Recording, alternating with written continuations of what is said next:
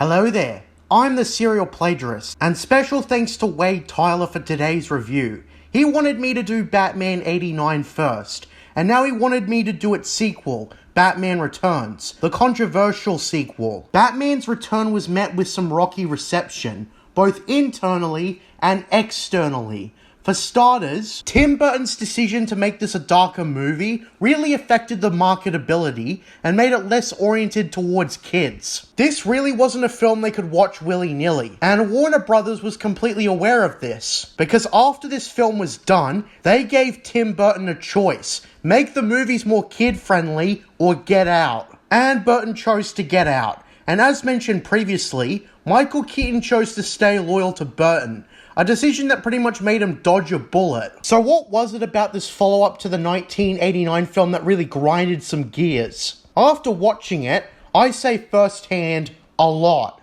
But still, dark content doesn't automatically make a bad Batman movie. Quite the opposite. Batman as we know him today thrives on screwed up imagery and themes, with the brutality of Gotham criminals and sometimes even Batman himself. Another thing to note is that this is a Christmas themed movie, but since it's many months until December as of writing this video, we're just gonna give Batman Returns the Die Hard treatment and say screw it. So Michael Keaton returned as the Dark Knight, but surprisingly, a lot of characters you might expect to be in a Batman 89 sequel are absent. Some are excusable like Vicky Vale, but some really confuse me, like Harvey Dent. From what I understand, Billy D. Williams publicly stated that his contract was for the first movie and nothing else. That's not to say that Michael Keaton is the only returning face, because he isn't. We've also got Alfred and Commissioner Gordon back along with their respective actors, but still, if there was ever a pet peeve of mine, it feels as if the characters from the 89 film minus the ones mentioned went on one big holiday. Still, I feel that Bruce Wayne and Alfred are the bare essentials, and Gordon was a nice bonus for returning characters. So without further ado, let's get into Batman Returns. So thankfully, Danny Elfman returns as the composer for this movie, along with a redo of the classic Batman theme as we all know. As I said, a grand musical score that's done before the main movie always makes you excited to watch it, although this time, there's a bit more story in the intro. Before we get a large composition, we start around Christmas time, in what is revealed to be 33 years ago.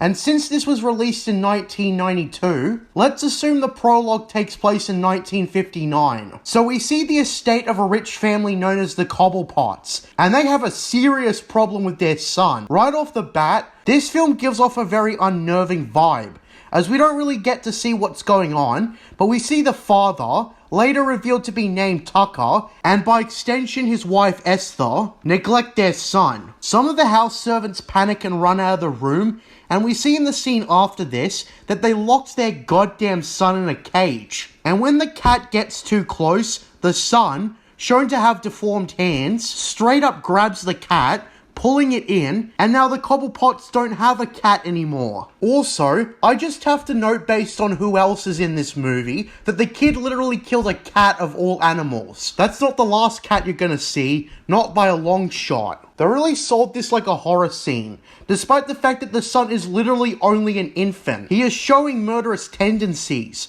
but then again, it probably doesn't help that he's locked in a cage, and his parents are clearly neglecting him. Now, I don't think anyone wants children with deformities or something that'll give them a shitty life as they get older, but considering their solution is literally just to lock him in a tiny cage, that's criminal. And that brings me to one of my first points. This movie really does retain elements from the previous movie by making iconic comic book characters their own, while still remembering the source material.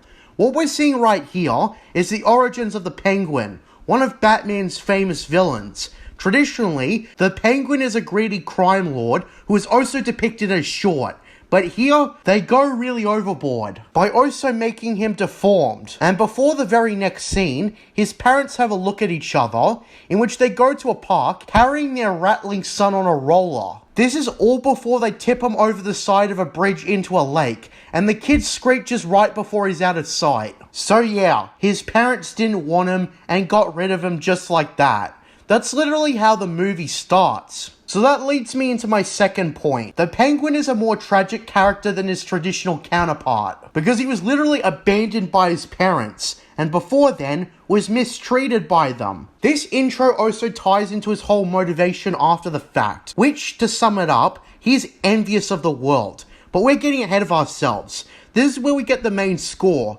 albeit a darker rendition, as this unwanted kid drifts throughout the sewers. A minor criticism I will give the movie is how the title font isn't as good as the original. I mean, look at the two. Which one's more cool and more flashy? Anyways, the main title is done in a very similar way to the original film, except it gives us something to observe. That being the Penguin as an infant drifting in the sewers. When the titles end, in case it wasn't obvious that this poor kid was the Penguin, his carriage drifts into a flock of penguins. So then we cut around 33 years later, and Gotham looks pretty consistent to how it looked last time, except of course, it's Christmas. In the backdrop of the city, we observe the city during the holidays, with a dude trying to sell papers concerning the Penguin, who's been spotted numerous times. Immediately I noticed that this is a pretty similar setup to the original film. In the original, they tease Batman being a mysterious figure, and here, they're teasing the Penguin. We see Alfred pass the newspaper guy, remarking to the dude that it's a load of rubbish. We also unironically see the Penguin right below Alfred as he walks past a grate,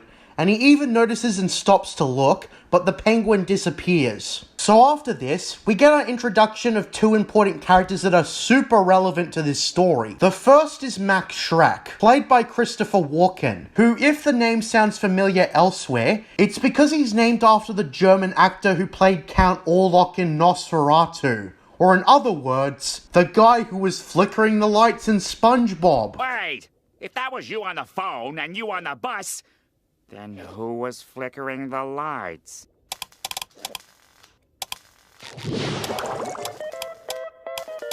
Nosferatu! Yeah, he was played by a man named Max Schreck. I suppose the name's obscure enough that mainstream audiences will be oblivious, but to anyone who does know, it's interesting trivia for this movie. And this is what I mean when I say that Tim Burton's Batman is heavily derivative off of silent horror films, as well as gothic ones. Max Schreck at first glance seems to be another Carl Grissom, filthy rich, alluded to be a complete scumbag, as he has a meeting with a bunch of his colleagues, or whoever the hell they're supposed to be, and talks about building a brand new power plant with the only hiccup being that they need permission from the Gotham City Council.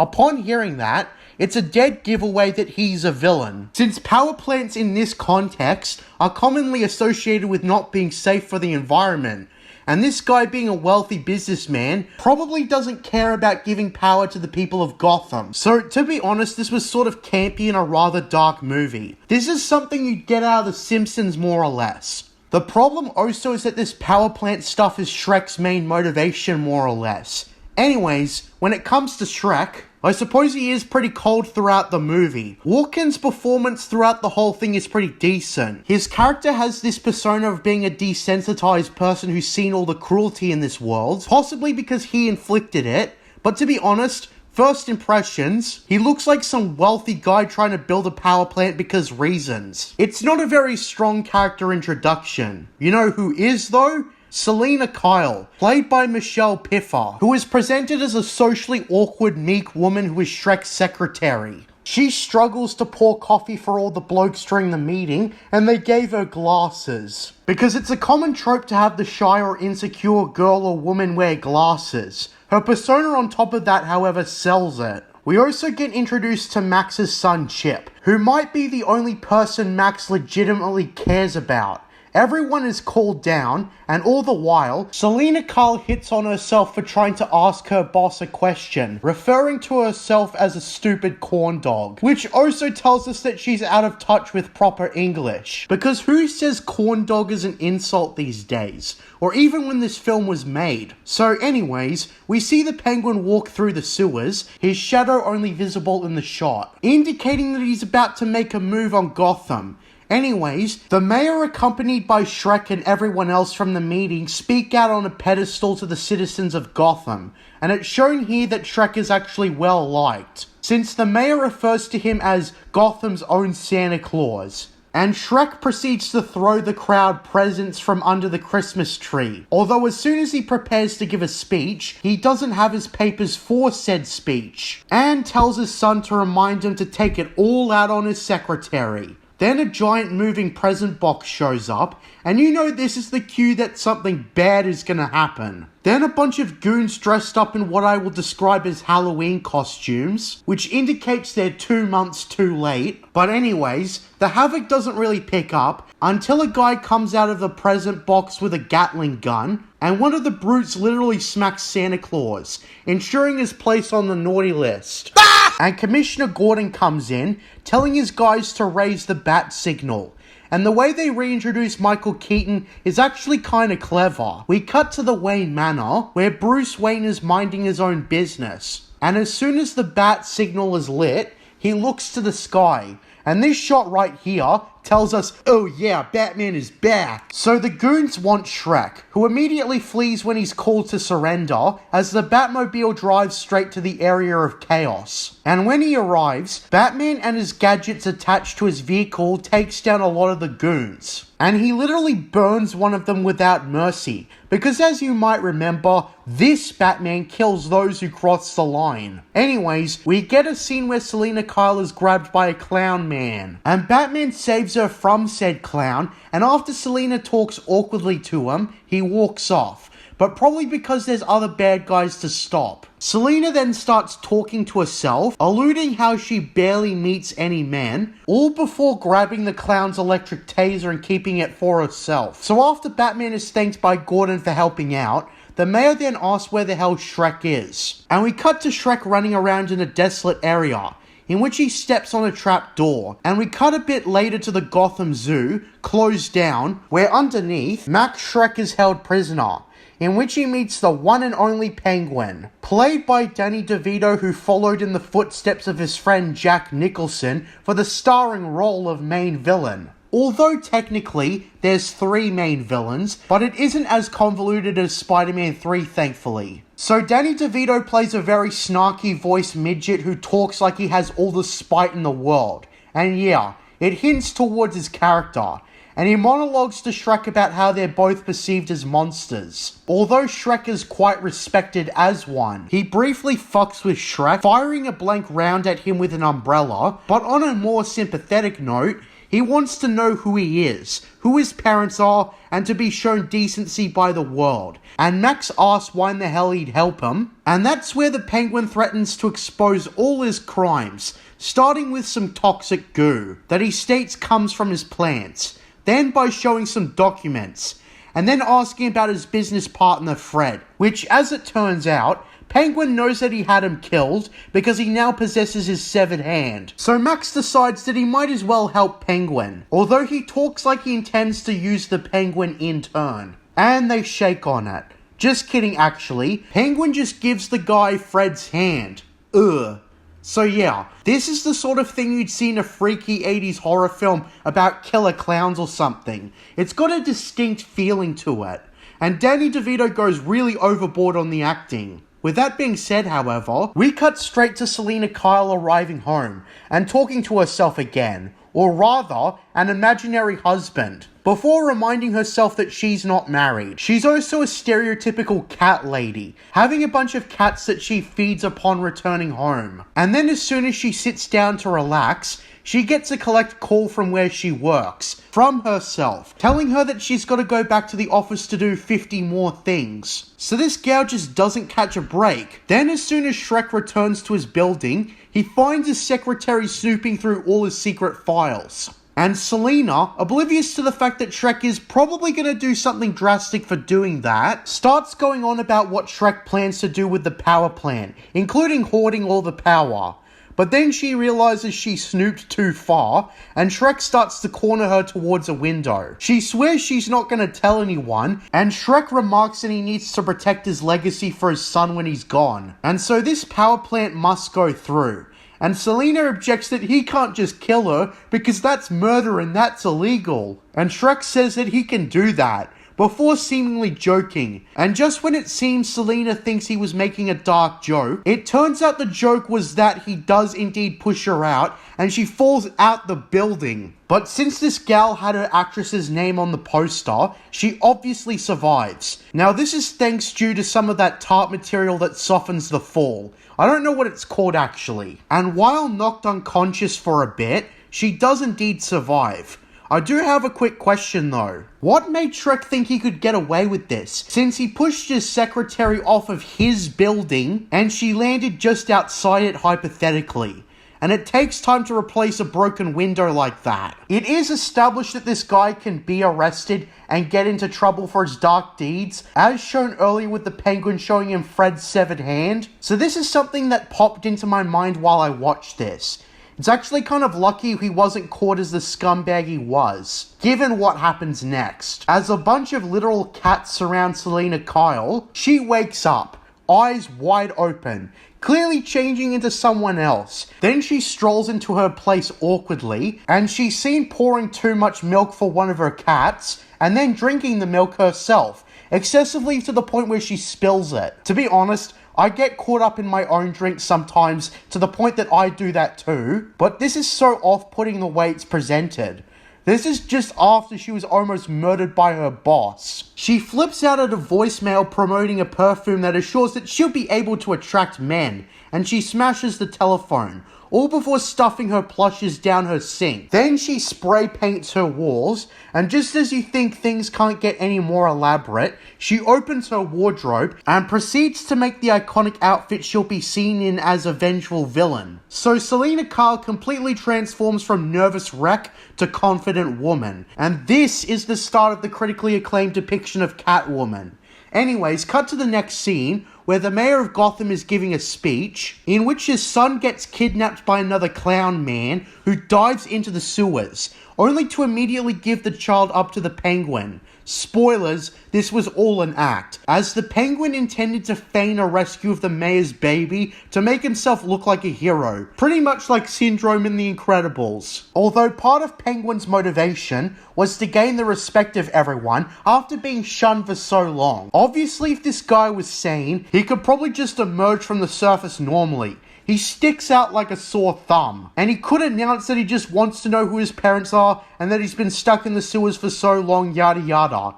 I'm sure most people could sympathize with that, and also with being abandoned at birth. Of course, however, since he's a goddamn lunatic commanding an army of freaks, he goes for the cheapest way of gaining people's sympathy. He just feigns the rescue of a baby, and you can tell that this cliche idea was probably because of the Penguin's limited education from growing up in a goddamn sewer. Point is, as he announces himself to the world, he states on television that all he asks in return is the chance to find the identities of his parents and find out why they ding-dong ditched him. Now, as Bruce Wayne is watching this, he indicates when asked by Gordon that he has suspicions about the man. And even when Alfred asks him if something's wrong, he just responds that he hopes, like the rest of the town, that he does find his parents. So anyways, he's allowed to go through birth documentations while the press is swarming outside, with the Penguin starting to become popular.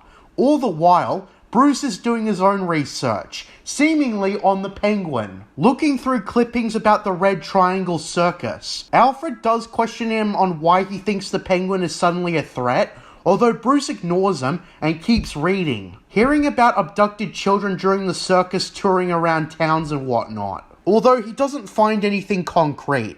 Cut to the Penguin looking through his records, with the Batmobile swooping by to spy on him. Batman thinks that he knows who his parents are, although again, he just sees Penguin going through records. Now with that being said, come the next scene, we see the Penguin enter a cemetery, and as you might expect from the cue, he found his parents, now buried 6 feet under. As mentioned before, their names were Tucker and Esther Cobblepot, and the penguin kneels down and delivers a flower to each of their graves, and upon returning to the crowd, he reveals that he discovered his name is Oswald Cobblepot, sharing his name with his mainstream counterpart. So they got that part of the adaptation dead right. Anyways, when asked about never being able to settle things with his parents, he states that despite being treated like second class, it was reasonable of them to fear him, given his deformity. So he openly forgives his parents, and this becomes first page news. Man, this penguin guy is trying really hard, isn't he? Then in the next scene, we get Catwoman in action, as some random dude tries to mug a woman, all before Catwoman shows up and saves the day, literally slicing the mugger half and half across his face, and then a sharp poke in the eyes. And it's gone. And then the woman thanks Catwoman, although she chastises the woman for not being able to defend herself. Then she starts flipping backwards, which is completely unnecessary, but it looks cool. I can say so far that everything is very stylish. And they do make the big 3 characters all unique. I guess a theme of this movie is the 3 being animals or something, because it's literally in their names. Batman, Catwoman, and the Penguin. But moving on, we cut to the next day at Shrek Tower, shall we call it, in which Shrek has his business meeting with Bruce Wayne. It's been referenced that since Bruce can potentially help fund the power plant Shrek wants, the man has to try and sway the billionaire over. It doesn't seem like he's convinced when the meeting actually does start. I guess Bruce is more of an environmentalist than Shrek is. The back and forth between the two is Shrek trying to argue that they'll save money building the plant sooner rather than later. And Bruce actually brings up Oswald Cobblepot, unaware that he and Shrek are in league with each other. Bruce states that he knows that Oswald controls the Red Triangle gang, but can't prove it. And this is where Shrek objects to this, and states that if his assistant were here, she'd have him kicked out. Right as the door opens, and Selina Kyle comes straight in, led in by Chip. Shrek, of course, realizes in that moment his attempt to kill his employee failed. Even outside of her Catwoman persona, she acts very much like it, and you can't tell the difference aside from her not directly doing vigilante stuff. Selina Kyle openly flirts with Bruce Wayne, and Bruce is receptive towards her back, and I called it there. This is the new romance subplot. And to be honest, it is a huge improvement over the one with Vicky Vale. You see, in the '89 film, it really just felt like a box that had to be ticked. And Joker taking a liking to Vicky Vale too, it was just another conflict to overcome. When honestly, I thought Batman stopping the Joker from causing chaos and learning that the man behind the Joker, Jack Napier, killed his parents, made for a better conflict. Here, the romance between Bruce Wayne and Selina Kyle, I guess on top of being done in the comics a million times over, is interesting because you know it's a doomed romance. They do have a lot in common to begin with, being vigilantes who wear costumes and bear the persona of animals. So unironically, they do actually seem like a good fit for each other, since in real life, healthy relationships are based off of 2 people who can get along well and have stuff in common. If you're going to marry someone, that person is going to be your best friend, more or less all throughout. Now you might say what Bruce Wayne and Selina Kyle do is not a healthy relationship, but I don't quite agree. I would kind of argue that Selina Kyle's mental state and not her relationship to Bruce is what causes things to go awry in the end, which we'll get to that. I guess another thing is the anticipation for the other to learn their secret identities, which is going to throw everything into question, and that creates a lot of subconscious suspense. To be honest, this is actually one of the more interesting and compelling romance subplots in a superhero movie. You know how people commonly cite Webverse Peter Parker and Gwen Stacy as a saving grace to that duology and being surprisingly compelling in spite of the quality of everything else, especially the second movie? Yeah, well, this is how I feel about Burton vs. Bruce Wayne and Selina Kyle. I don't usually like romance subplots, but this is an exception to my rule. I guess I was always interested in relationships where one of the people are deranged. Bruce Wayne might be somewhat damaged mentally since he lost his parents at a young age, but Selina Kyle is on a whole nother level of crazy. So anyways, Shrek orders Selina to escort Bruce out, since technically she is still his employee. He did throw her out a window instead of firing her, and then he tells Chip that he'll be prepared if Selina tries to blackmail him for the attempted murder. So then Shrek goes to visit Oswald, who's in the middle of doing his own shit. Shrek gives him a literal fish, you know, the sort of things penguins would catch and eat, and Oswald comes out with a visibly stubby body to gobble it down. Jesus Christ, this guy's torso looks like a beanbag. Anyways, Shrek gives him literal bait and calls him downstairs, to which Oswald finds out that he's gonna run for mayor. Shrek is further manipulating him so he can get what he wants done with the power plant, because as mayor, Oswald will let Shrek get away with anything he wants, being in a partnership. There is this part where a guy mocks Oswald for his deformities, and Oswald responds that it could be worse, his nose could be gushing blood, then he chews the nose of the guy who made fun of him, and man is that brutal. Blood squirts in all directions, and that crunch sound. Ouch. So that little moment deserves some praise. It also portrays the penguin as very animalistic, being raised by penguins for so long. So anyways, Oswald isn't sure about becoming mayor, but Shrek tells him it's his opportunity to reclaim what his parents took from him, his birthright. So yeah, he would manage to surpass his parents in every way if he managed to become mayor. Yeah, you can tell Shrek has no care for Oswald. He's just saying these things to further his own goals. Oswald suggests getting his goons to wreak havoc in order to cause problems for the mayor, to ensure an easier election process. Why am I reminded of Emperor Palpatine here? Oh yeah, the goal is to gain power from making other people look bad from a problem the Penguin created. That's how the Penguin's goons go wreaking havoc, destroying local shops, blowing them up, until Batman shows up kinda abruptly to confront all of them. Among the troublemakers is this woman with a dog who carried a grenade into one of the shops. Good boy. Batman uses a remote control batarang to hit everyone, except the woman with the dog, because the dog catches it in its mouth, all before the woman walks away. Then we cut to Catwoman going to a local Shrek store in the meanwhile. The two security guards openly mock her, until she whips both of their guns out of their hands like Indiana Jones and they run away. She has a bunch of snarky one-liners during all this, the last of which being, "You're overpaid, hit the road," to emphasize how useless the pair are. Then cut back to Batman attaching a literal bomb he got off another goon onto the big brute, then throwing him down a manhole, resulting in Michael Bay going off.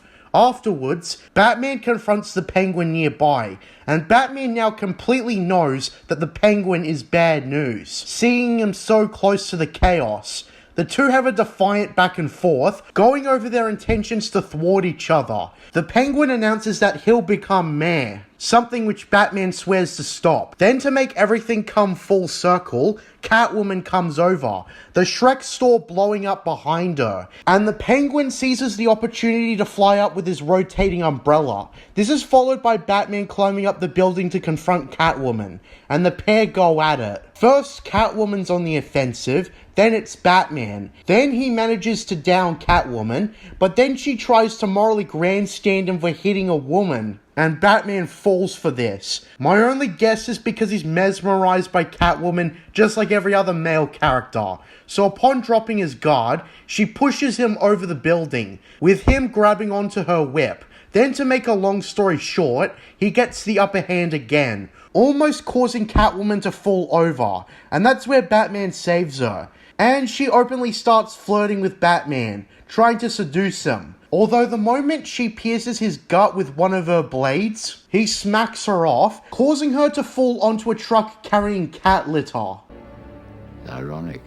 Anyways, cut to the next scene where Penguin proudly announces that he's running for mayor, and there's this young woman who tells him that he's such a great role model, and he, in the most non-charismatic way, tells her that she's the most pretty young woman who sees him as a role model, all before putting a badge on her side. If the context was any different, this would make any girl repel in disgust, but since Penguin's the local celebrity, it changes everything. So then the Penguin goes upstairs, and one of his goons tells him that he's got a visitor, Catwoman. Penguin does some sexual harassment towards Catwoman, but of course she ain't interested in the deformed stub that he is. What she is interested in, however, is their mutual enemy, Batman. Penguin states that he's already ahead of that, since he's got a plan to hijack the Batmobile and blow it up. But Catwoman protests that making Batman a martyr is a bad idea. He's got to smear him before he dies. Then, just as creepily, Catwoman almost eats the Penguin's pet bird. Ugh. In turn, the Penguin draws a blade on her pet cat to save his bird, and basically the two come to an understanding. This entire scene is full of creepy dialogue. These two are so fucking disturbed in their own way, and they relish in it in this scene. It's character consistency at least, so I'll give you that. Yeah, I kinda understand why some were turned off by this movie. I think it's clear that Tim Burton went overboard on the morbid content. A deformed penguin and a sexualized Catwoman. It wasn't gonna appeal to kids much, and thus they lost the McDonald's promotions. Yeah, they wouldn't have promoted toys based on To Catch a Predator either to children, but the point is, Burton's vision cost Warner Brothers a lot, and the film wasn't as successful as the first film. Although I'd say based on what I've seen, they went very overboard on the campiness in the sequels. So that being said, Penguin states that he's got a plan to demonize Batman. He's going to get the Batmobile hijacked and frame him for causing destruction, leaving everyone to believe Batman went crazy. Yeah, just an artificial way of having the hero live long enough to become the villain, as the saying goes. It's kind of like what Green Goblin tried to do. I'm starting to notice that a lot of these superhero movies, especially the really good ones, deal with the concept of a hero being questioned or a potential fall from grace. Like in the first movie, Gotham wasn't sure what to make of Batman until the end, when they realized he was a force for good. Anyways, we cut to Bruce Wayne watching the Penguin on TV, with the Penguin openly stating that he hopes Batman will be there to preserve the peace. Then we see Selina Kyle out of her Catwoman persona briefly questioning herself, but then she's approached by Bruce. Bruce just catched her out of Max Shreck's workplace, and they walk and talk about both their alter egos indirectly and what they were doing. Selina remarks that apparently people think that Catwoman weighs 140 pounds, which from what my research says, that's 30 pounds below what the average woman in the US weighs. So I'm guessing they think she's underweight or something? Or maybe the implication is that some dude thinks of Catwoman as being some super thin chick because he's got a fetish or something. Who the hell knows? Point is, she disapproves of what the press is saying about her alter ego. Then Bruce states that the report that Batman was reckless last night isn't even accurate, because he probably saved millions of dollars in property damage alone. So with that being said, Bruce openly asks Selina to come to his place, where they'll have a romantic date, and she accepts at an earlier time, since apparently she needs to be somewhere later in the night, which I can only guess it's Catwoman stuff. They also speak to each other unknowingly about how they have another side to themselves. I guess it's not that subtle, so that might be worth a small criticism, but anyways, as set up for the next scene, some actress is doing an event for Christmas and is approached by the Penguin and one of his female goons. And basically the Penguin kidnaps her. Not much to say there. Next we cut to the continuation of the romance between Bruce Wayne and Selina Kyle. Again, it's way better than the last movie. And speaking of the last movie, Selina asks Bruce if he's got a girlfriend, and Bruce states that he did at one point, but of course it didn't work. Bruce then states that he probably won't be able to give out everything about himself because his other side is a, quote, Norman Bates Ted Bundy type, and will probably prevent him from letting him kiss her. For some reason, that line about serial killers kinda got me. It's sarcasm that in any other conversation would push someone away, but it works in this specific instance. It's hard to describe why I like this line so much, but it's something that's stuck around. Then there's Selina's response that she thinks normal guys are the biggest disappointments, and sickos are at least committed. Then you saw it coming, they kiss extensively in an overly sexualized manner. Yeah, good luck getting those McDonald's promotions. Anyways, Bruce sees a thing on TV about how Batman is suspected in kidnapping the actress, because a batarang was found at the crime scene. A batarang with blood on it. Yeah, I think Commissioner Gordon's first thought would be that some other party put it there to frame him, as he states on TV that it's purely circumstantial. Plus, I think he would know that Batman would not be stupid enough to leave something that incriminating. unless he was openly turning on Gotham City or something. I guess that's a part of Penguin's plan though. So we get a mutual sequence of Bruce and Selina leaving urgently to do their thing, and in another parallel, both of them putting on the suits for their alter egos. Bruce puts on his Batman suit, and Selina puts on her Catwoman attire. So Batman heads over to the event to find the actress who was kidnapped. He locks down the Batmobile as always, although the Penguin's goons come by a tad later and use a device to unlock the Batmobile, so they can rig it, which is kind of contrived now that I think about it. You'd think they need to get some CIA level hacker or something, or maybe they could have just ripped open the Batmobile's protective layers or something. I don't know. It just kind of bothered me that they were able to fuck around with the Batmobile that easily. I've heard in the Batman Returns novelization, the Batmobile plans were gathered by Max Schreck. Point is, they do dick around and change the Batmobile when Batman's away. And Batman is quick to spot the actress, and he goes to untie her, and the actress openly states that she's going to tell the authorities that Batman's innocent. But then Catwoman shows up. The choreography is kind of stilted and choppy as the two battle each other. And there's this part in the middle where the two take turns headbutting each other, with a lot of the time to dodge wasted. I guess the strength of the Tim Burton movies came down to scenery and atmosphere, because I criticized the Batman Joker final fight for being very much similar. The thing is that Batman looks semi-buffoonish for how he comes across in action scenes. Point is that afterwards, Catwoman carries the actress away, and Batman follows them up to the top of the building. Batman finds the actress on the edge of the building, a step back and she's dead. Batman wisely tells her not to move, but then the Penguin shows up to ruin the day, and causes a flock of bats to swarm the actress, and she ends up falling to her death, as Batman fails to move in time to save her. And because he moved forward, everyone thinks he killed her, being part of the Penguin's plan. To the Penguin's credit, the swarm of bat sting was a subtle way to make everyone think Batman did it. But watching this part, it felt kinda cheesy, especially since Penguin goes through the same door the police go up on, and isn't halted for some reason.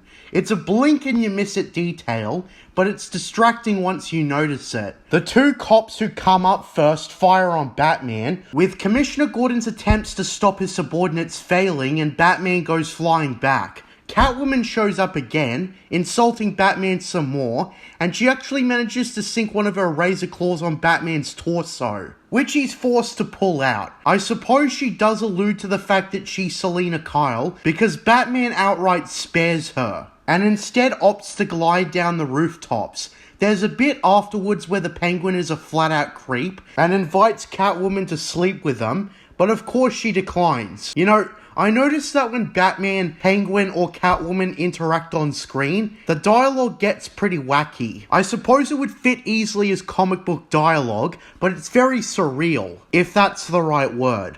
Compared to how other characters talk, there's no competition. Anyways, Penguin then decides to attach a flying umbrella to Catwoman's neck and tries to get rid of her that way. She does manage to free herself, but ends up landing on a batch of flowers, and her scream breaks the remaining glass. So Batman returns to the Batmobile, and Penguin returns to his trailer, and perhaps comes the most bizarre movie prop ever, the Bat Ride.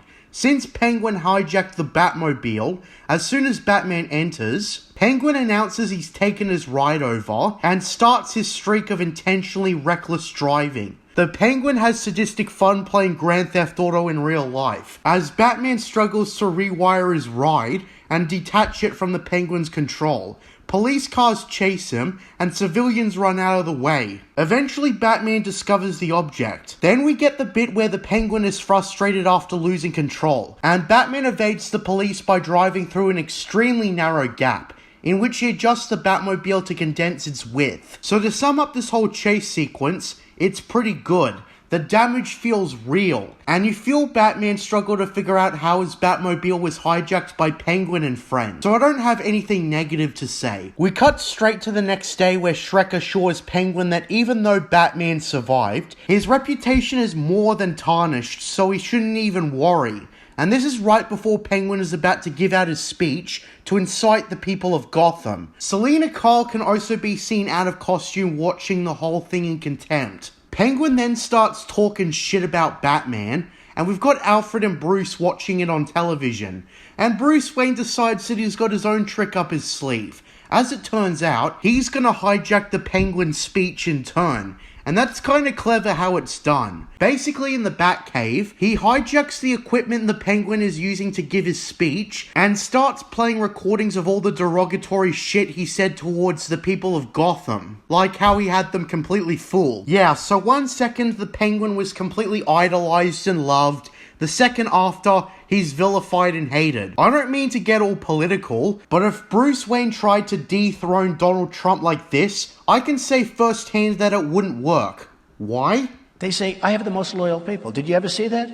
Where I could stand in the middle of Fifth Avenue and shoot somebody and I wouldn't lose any voters, okay? It's like incredible. Yeah, too bad Penguin doesn't have the high celebrity status Donaldo has. So then the people start throwing vegetables at Penguin.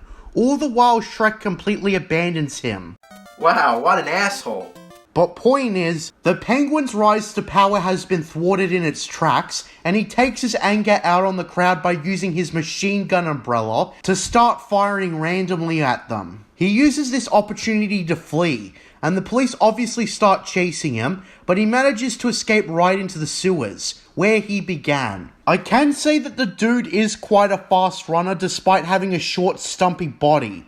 He returns to his hideout, and he smacks one of the goons in the face when they make the mistake of stating that he made such a great speech, indicating that he's unaware the plan failed. And if you've seen the movie, you know what's coming. The Penguin completely renounces his identity as Oswald Cobblepot.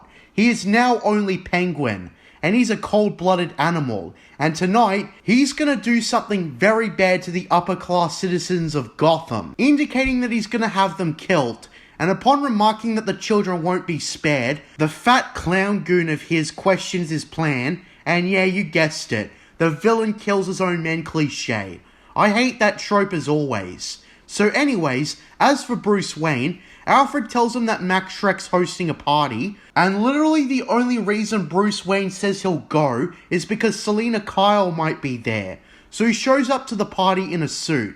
Before he finds her, Bruce and Max have a little spat, as Bruce calls him out for trying to make the lunatic known as the Penguin mayor, but afterwards, he finds Selina Kyle. Of course, they both improvise excuses for why they cut their meeting short yesterday, and yeah, they start dancing. And this is where Bruce Wayne slowly realizes Selina Kyle is a completely deranged lunatic, as she states she came to the party for Max Shreck. Bruce misinterprets this as meaning the two have a thing, but then Selina whips out a gun, and I like how Bruce, as soon as he gets a look at the weapon, and it processes through his mind what he's looking at, he has that look of genuine surprise. She then goes on about how she won't be convinced to not kill Max. Yeah, this is where Bruce realizes that Selina Kyle is Catwoman, based on something she says. I'll call back to what she said earlier. I also think she realizes that Bruce realized she was Catwoman, because they both agreed to take their mutual revelation outside. But then as they're walking away, the party room center explodes, and the uninvited Penguin announces that he's just crashed the party. He announces that he's coming for all of the Gotham Elite's kids, and then he goes straight for Chip, intending to take him with him to a sewer base. But Max steps in to save his son, perhaps one of the few redeemable things he does, and openly convinces the Penguin to take him instead. And Penguin agrees, and forces Max into his duck ride. We cut to where Penguin has Shreck imprisoned, and after a brief sequence of seeing Batman take out the child kidnappers, the circus monkey returns to Penguin with a note, with Batman snarkily writing that all the children were unable to attend, so the Penguin just loses his sanity if he hasn't already. He has his penguins all strapped with bombs, and plans to blow up everyone in Gotham. I gotta say that Danny DeVito gives it his all during his speech, although his plan to blow up the center of Gotham fails because of surprise surprise Batman, who with the help of Alfred hijacks the signal and turns the Penguins around, straight towards the Penguins' base. It's around this time all of the Penguin's goons abandon him, and he tries to escape on his duck ride, but Batman makes short work of that. He dodges all of Penguin's attacks, shows him the homing device, and soon afterwards the Penguins launch their rockets onto the Penguin's hideout, absolutely obliterating the place, with Penguin falling down in the water from a flock of bats. Ironic.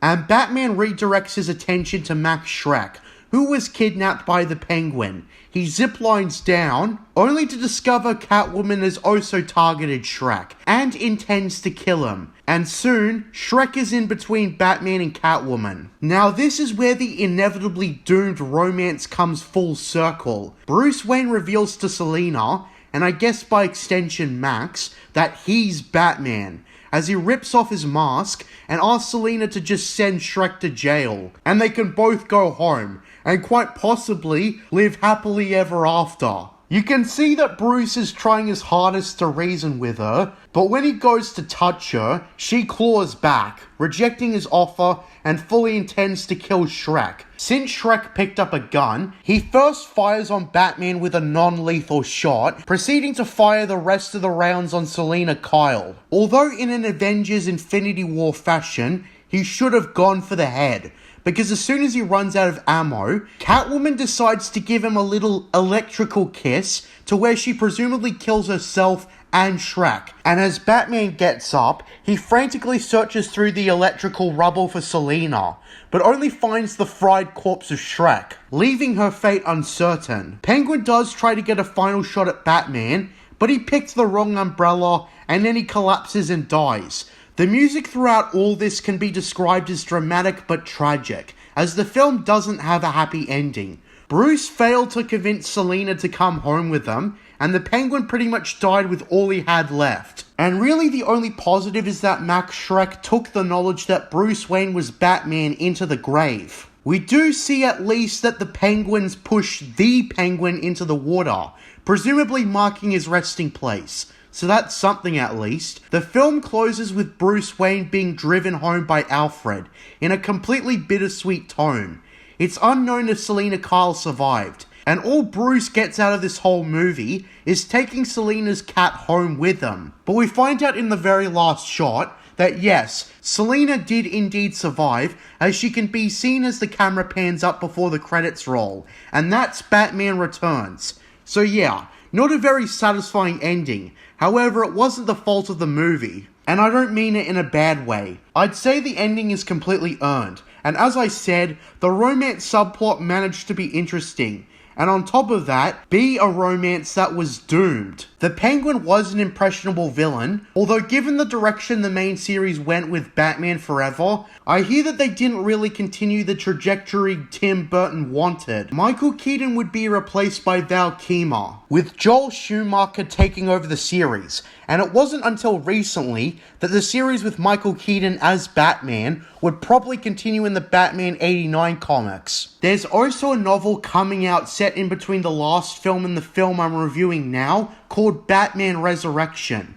written by John Jackson Miller, who you may recognize as writing a bunch of Star Wars Expanded Universe novels. So the Burtonverse is continuing after all these years, without the influence of Batman Forever and Batman and Robin. I am also aware that Michael Keaton reprised his role in The Flash, but in my opinion, if they really wanted him to reprise his role, they should have just made an alternate sequel to Batman Returns. The continuation comics do that, but I'm talking theatrically. With that being said, however, I thought that Batman Returns was a competent, albeit messed up sequel compared to the original. I will say that I can see that Tim Burton got a little carried away, and he could have easily made a less dark sequel that could have gotten similar or better reception, and he probably could have kept making the films. But on the other hand, I couldn't care less about Warner Brothers executives who are upset that this film didn't get any extensive McDonald's promotions. So there's that.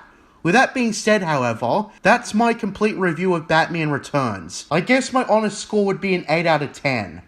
I'm JJ Plagiarisms, and until next time, what are stories but mystery boxes? Under the mountain.